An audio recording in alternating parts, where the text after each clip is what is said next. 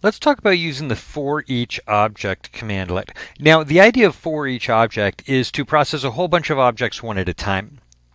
And this is not the preferred way to do things in PowerShell.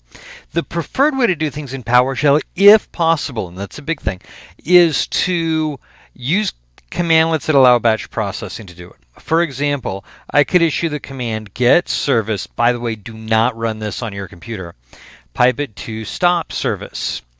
And if you think about that, you realize this will probably crash your computer. So get service and stop service are both designed to work with a bunch of objects. So get service gets me a bunch of objects. I pipe those to stop service. It stops all of those services, and this is where you see how this would crash your computer most likely. It's because it will try to stop every service on your system. But this is an example of using batch commandlets that will allow you to process a bunch of objects all at one time. Now, that's built into a lot of PowerShell objects, or a lot of PowerShell commandlets, but it's not in all of them. So if you don't have access to that, then you can use the For-EachObject. Now, Microsoft is doing more and more of these commandlets are going to have batch processing capabilities. So finding one, and remember that's always going to be your best bet if you're going to try to process a bunch of them, see if you can do it just by using native commandlets. But if you are trying to run a commandlet that doesn't give you that option, that's where you can use For-EachObject. And For-EachObject will take a bunch of objects and then it will run a process against each of those objects. So let's start by looking at the help for the command For-each-object. I'm going to pipe that to more. And the idea is we're going to take a bunch of objects and we are going to run a process against those. And right here, dash process, this is a optional parameter, or a positional parameter. That's the word that I want. You don't have to put the dash process there. You can tell because it's in square brackets. It's going to take a script block, and then it'll execute that script block against each one of these objects. So let me give you an example of how this works. I'm going to use For-EachObject to create a multiplication table. So I'm going to start by getting a bunch of objects. I'm going to do 1 dash dash 10. And then if you hit enter, you'll see that's going to put 1 through 10 in the pipeline. So when I just execute it, it displays the 1 through 10 for me. So 1 dot dot 10. Now I want to pipe that to For-EachObject. And then I'm going to do dash and process, open my script block, and I'm just going to do $_ Now remember, that's a placeholder for whatever is the current object. So we're going to take all these objects, 1 through 10.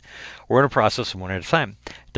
$period gives me the object, and we've seen $_ and then whatever the property is. Well, in this case, I don't want a property. I just want the object itself. And I'm going to take that and I'm going to multiply it by 2. And now it's going to display for me 2, 4, 6, 8, 10, 12, all the way through 20. All right, well, that was convenient, right? But it really doesn't tell me what I'm doing. It just gives me my results. So what I'm going to do is I'm going to use the command write host. Now, write host displays the output of whatever on the screen, or to whatever the host is, and the default output for the host is going to be your desktop. So I'm going to write host, and I'm going to do my open or double quotation marks, $_ times, do my asterisk 2 equals, and then I'm going to close that off. So write host, take each object, multiply it by 2 equals. Now this is actually going to generate it's going to work, but it's not going to generate, well, I want 1 times 2 equals 1 times 2, so on and so forth. That didn't actually give me what I wanted. What I want is for it to run this calculation. So the way I'm going to do that is I'm going to put that calculation inside parentheses, which means it's going to execute that first. And now this is going to give me my multiplication table. 1 times 2 equals 2, 2 times 2 equals 4, 3 times 2 equals 6, 4 times 2 equals 8. And hey, we just created a multiplication table. So if you're ever having problems learning multiplication tables, have PowerShell do it for you. So if I want to do multiplication tables for let's do the number 7. I'm just going to change both of those to 7. Now, what it's going to do is it's going to take these numbers 1 through 10. For each object, it's going to run this process. Right host, that number times 7 equals, and then it's going to calculate. And remember, we put this in parentheses so that it calculates first and then runs the right host. So, the thing I want you to see here is using that for each object, we can process a bunch of objects in the pipeline, and in this case, numbers, and we can run any process against them. Now, when you're working with objects a bunch at a time, you're doing batch processing.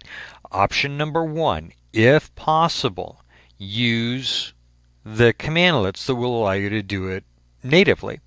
If your commandlets do not allow batch processing, then you can use For-EachObject to do it. Now, the other advantage of using the For-EachObject is it introduces our third approach, which we're going to talk about in a future video, for processing inside a script. And inside a script, we're going to use a for each loop, which runs really, really similar to this. So if you learn this for each object, even if you don't use it, you will use a very similar process when you're writing scripts, and you want a script to process a bunch of things in a batch systematically. All right, so it is going to become useful at that point. So hopefully this gives you an idea of batch processing using the PowerShell For-EachObject commandlet.